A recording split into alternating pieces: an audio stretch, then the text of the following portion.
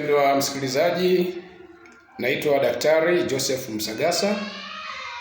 Leo ajenda yangu inahusu wale watoa mimba, kwamba yeyote ambaye ameshiriki katika kutoa mimba ni muuaji kama muuaji mwingine yeyote. Sasa katika process ya utoaji wa mimba tunao washiriki mbalimbali ambao wanashiriki ili tendo la utoaji mimba liweze kukamilika. Mshiriki namba moja ni yule mtu ambaye ni mjamzito, na mshiriki namba mbili ni yule mtia mimba, endapo wamekubaliana na mjamzito ya kwamba mimba hiyo itolewe.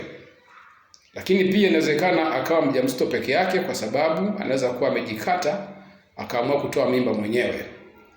Lakini pia mshiriki namba tatu ni mshauri yeyote ambaye ameingilia kati katika process nzima ya kuhakikisha mimba inatoka.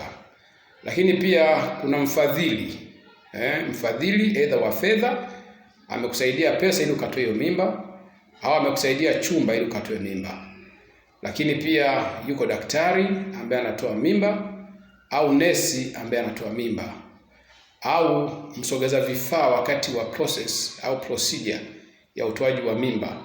Hapo tunaongelea either ni chumbani au ni hospitalini au ni mahali pengine popote pale.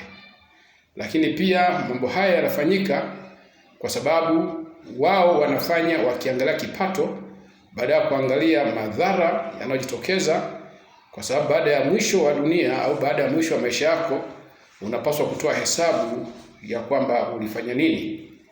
Kundi la pili la washiriki ambao ni wauaji katika process nzima ya utoaji mimba ni yule mtu anayeuza dawa au anayeuza duka la dawa, akiwa anauza pia na dawa za utoaji wa mimba.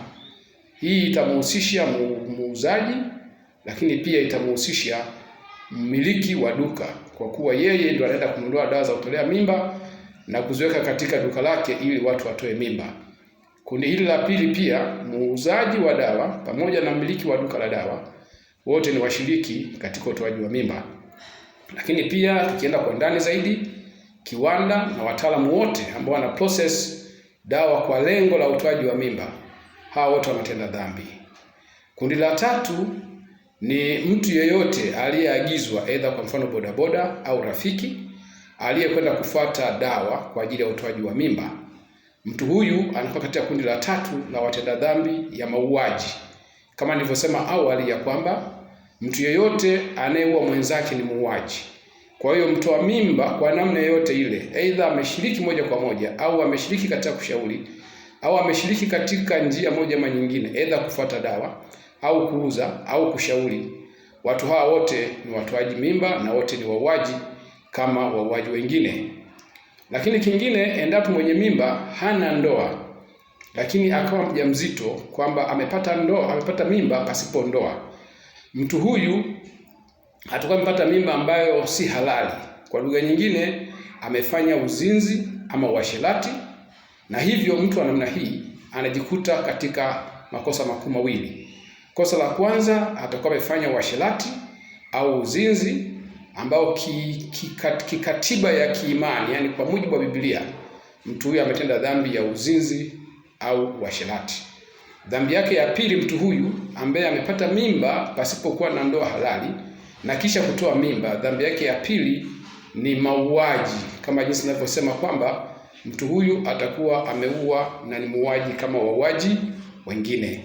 Na wakaribisha katika mjadala na katika tafakari kubwa.